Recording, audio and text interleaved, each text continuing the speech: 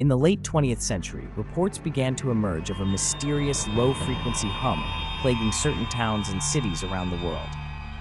Known simply as the hum, this enigmatic noise has been described as a persistent, low-frequency humming sound that only a small percentage of the population can hear.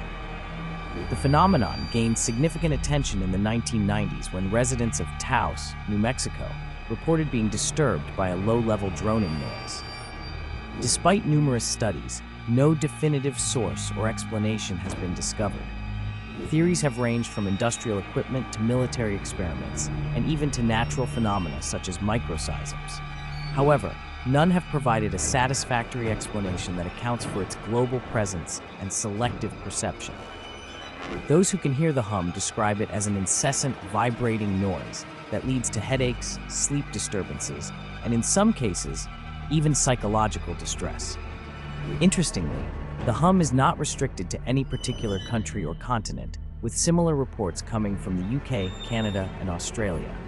To this day, the true origin of this strange acoustic anomaly remains one of the most puzzling mysteries of modern times, leaving both scientists and residents searching for answers.